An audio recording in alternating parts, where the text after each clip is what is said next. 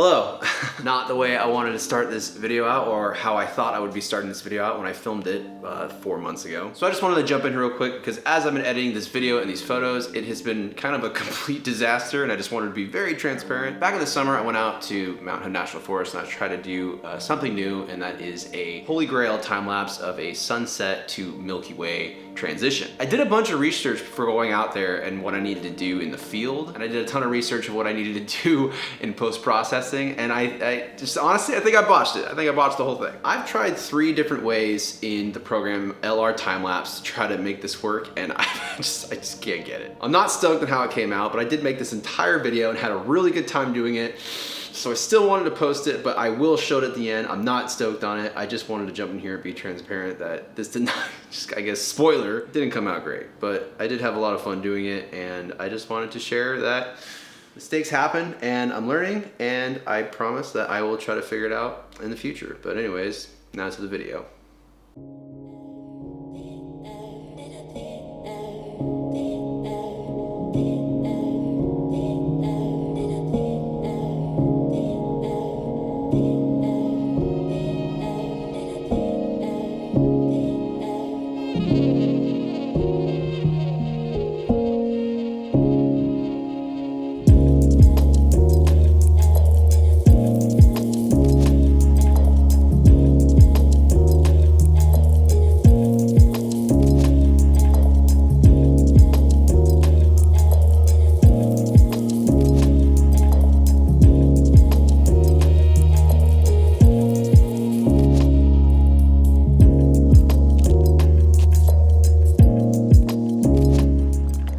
Everybody, welcome back. Thank you for tuning in. If you're new here, hello, my name is Elias. I'm an amateur landscape photographer. I'm based out of the Pacific Northwest. I bring my adventures and experiences as a new landscape photographer to YouTube. I put a video out every single week, so subscribe to the channel if you could.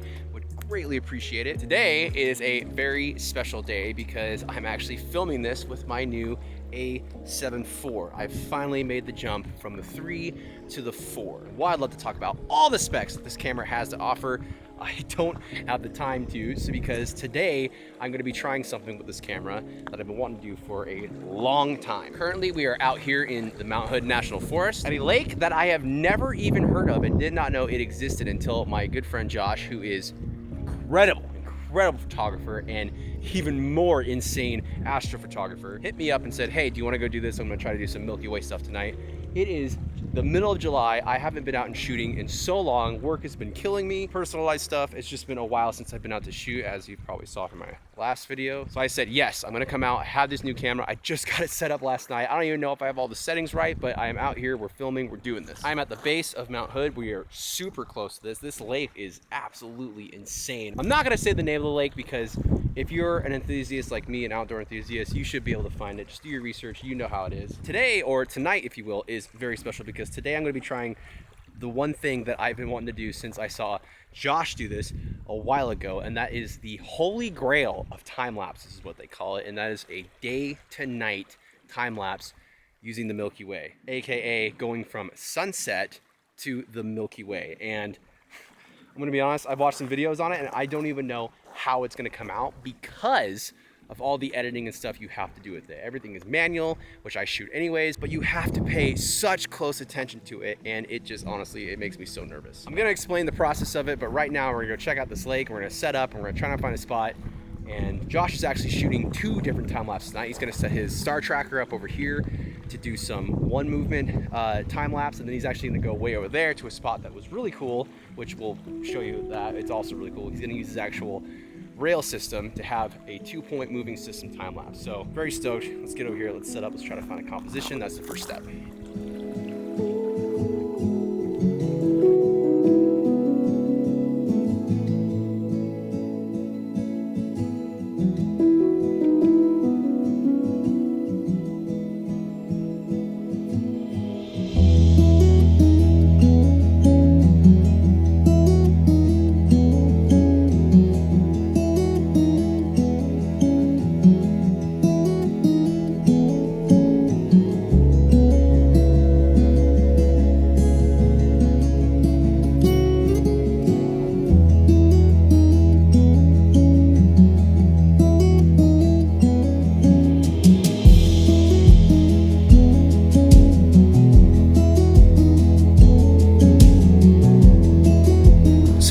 just having a lot of trouble with his star tracker. I don't know anything about that kind of stuff, but he apparently has to line it up with the northern star, and there's no service out here, and I guess doing that's just kind of difficult. So I think he got it figured out. I'm not quite sure. A lot going on over there, but we're heading over for the other spot to set up the other rail system he's going to be shooting with. So I figured I'd go because we still got a little bit before sunset. We got about an hour and a half, and I'm getting eaten alive by bugs over there, and it's a really cool area. We stopped there on the way out, so it's pretty sweet. Let's go check it out.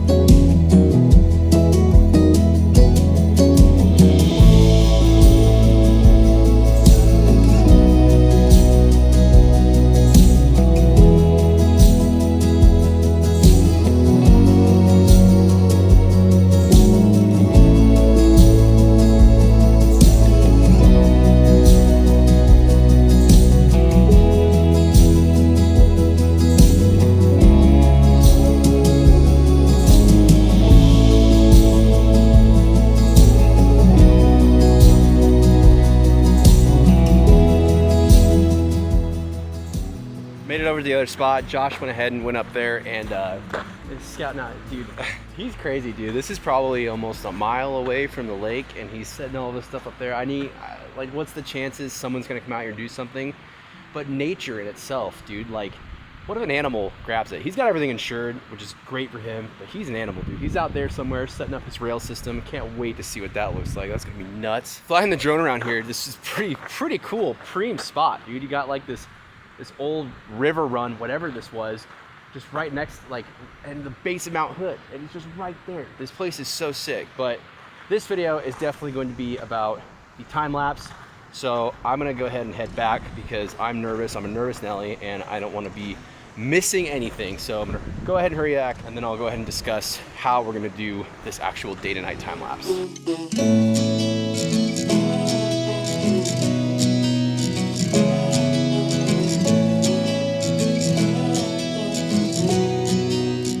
So what is this holy grail of time lapse, and how do you do it? So everything that I've seen is pretty much you have to do everything manual, because as you know, if you shoot photography, your exposure settings shooting the sunset is a lot different than shooting the Milky Way, where you slowly start working yourself into long exposures. Literally what you need to do, what I've seen, again, I've never done this before, this is my first time trying it out, is to set your camera up, low ISO, low everything for the sunset stuff, and every 5 minutes or so, check your exposure, and it's gonna change like crazy. The pictures are gonna look different, but that's where the editing comes in. I'll get to that later. But the idea is to, every 5 minutes or so, change the exposure via your shutter speed, and once you get down to, you know, where it gets into the seconds, start boosting your ISO, and then judging, and then playing with it from there. God, I'm late.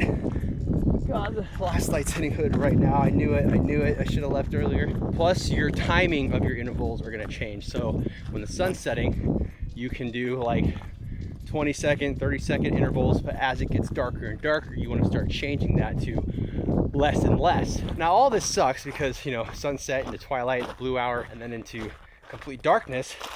That's a pretty good chunk of time, but you only have to do it for that period, because once you get to the Milky Way, you set it and forget it. You just let it go. I got my tripod set up from a composition I found earlier, so walking back over here now, gonna set it up, and honestly I need to get this thing going because, yeah, sunset is happening right now. It is golden hour. Is that you also want to keep your camera obviously on an external battery source, because it's going to be going for quite a while. All right, walking up on them, gonna set the camera up, gonna start the time lapse. I hope this works. My God.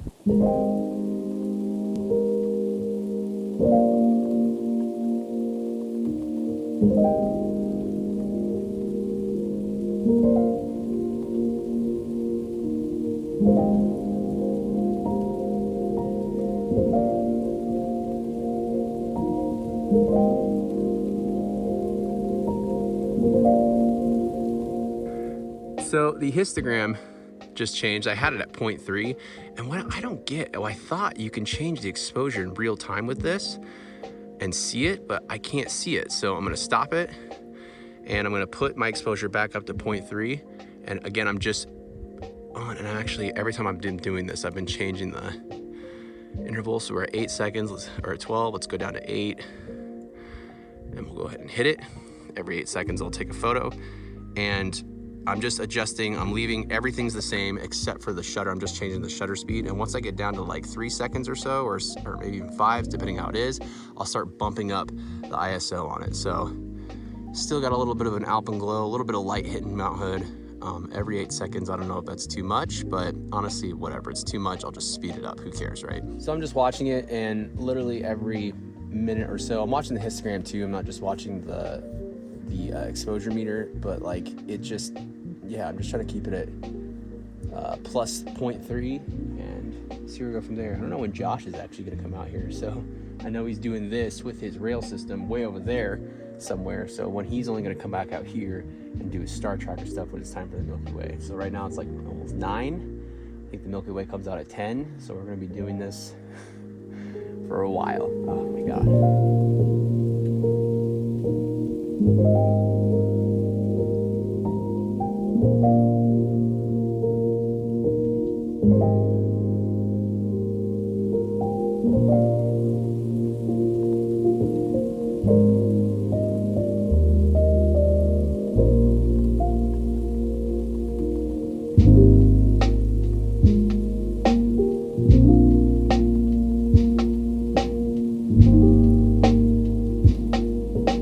Changing quite frequently now. Don't know if that's a good thing or a bad thing. I don't know if you're supposed to leave it alone and just do a lot of the same, because the program that we're going to use, apparently it's super intuitive, and it's the videos I watched of it are incredible. It's really good at detecting what needs to happen. So I don't know if it matters how much we change it. Less work in post-processing is always better, but I don't know.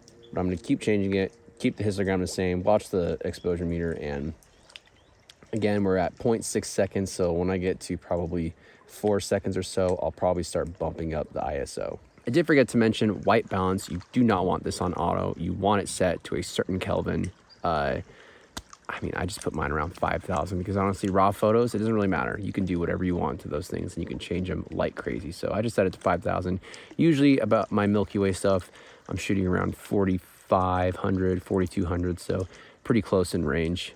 Sunset stuff, I'm actually usually a lot warmer, to be honest. So yeah, you definitely want to keep your white balance at a set deal. Don't put it on auto. Getting up there, it's getting super dark. We're at like 10 seconds now, ISO like 1,000, and we're just waiting for the actual Milky Way to come out now. Should be super, super soon. Definitely getting some stars in it. Should be sick. And there she blows. Now it's just time to wait. Let this thing go all night. Hell yeah.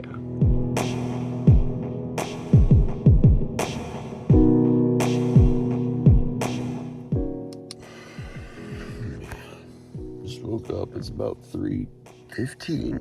I'm gonna go ahead and head over there and grab the camera, shut it off, bring it back over here, take a quick look, and then go back to sleep for a bit. Oh God.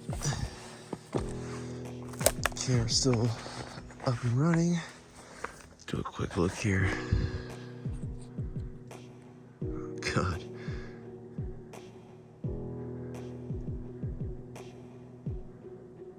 Yeah, that's pretty sweet. Heck yeah, we'll take it. All right, break everything down, bring it back to the car. Just got back to the car, just looked through the camera, the pictures in the back, and honestly, I think it looks great. The Milky Way Timelapse at least looks pretty good. God, there's so many bugs in here, oh my God. As far as the transition goes, I mean, from what I've seen online, I think I did it right as far as taking exposures and then changing it, taking exposures and changing it. Like I said earlier, like the real magic happens in Timelapse LR, so I'm gonna have to download that, I'm gonna have to learn that, and I'm gonna have to figure it out, and I'm really stoked to be able to see if it comes out. So if you see this part of the video, then I think it came out okay. If I have anything to say, I'll add it at the end of this. Probably when I'm editing it months from now, but I'm really stoked to be able to get out and try what I've wanted to do for so long, and the holy grail of time lapses from sunset to Milky Way. I think that is the coolest thing ever. Again, shout out to Josh for taking me out here. Thank you so much, dude. Like, this was so much fun. I really needed to get out and do this. It's my first actual thing I've done all summer besides last week's video, but yeah, I'm not really talking about that. Definitely the funnest Milky Way mission I've had this year. I'm very stoked. For now, I'm actually gonna go to bed. This is probably one of the first times I've ever gone out shooting and didn't get up for sunrise. Now, I'm not only not getting up for sunrise because honestly, there's just nothing that great to look at. The sun is gonna illuminate Mount Hood.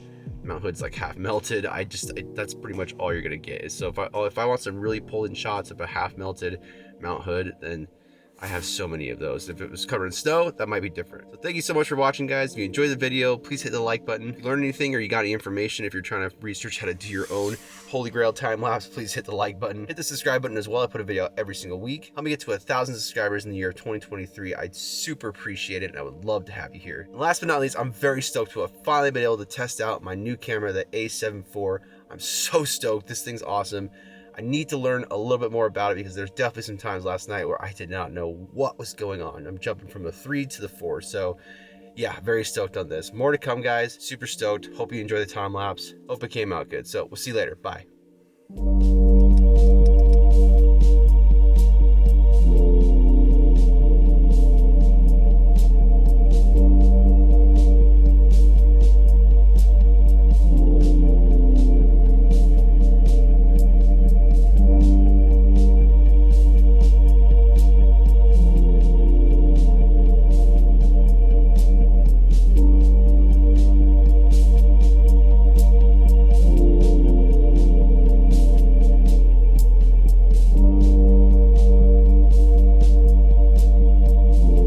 Now, if you have any experience in LR time-lapse and any of the information I gave during the video is wrong, please let me know in the comments or reach out to me, because as far as I'm concerned, I think I did almost everything right in the field shooting the time-lapse. It seems like every time I re-edited them through LR time-lapse and Lightroom, it got worse and worse and worse. So maybe I need to go back to square one. I'm not really sure, but as you saw, there's a lot of flicker. It's not smooth. A lot of things change. I can't figure it out right now, and I spent way too much time trying to do this little 10-second clip of a time lapse. So I'm gonna bag it for now, but that was the video. I guess the moral of the story is, even though it was a fail on my part on the post-processing end and it didn't come out how I wanted to, I still had fun in the video, still had fun being out there with my friend Josh and just being out and doing the thing. So just wanted to share that. Thanks, guys. I'll see you next time. Bye.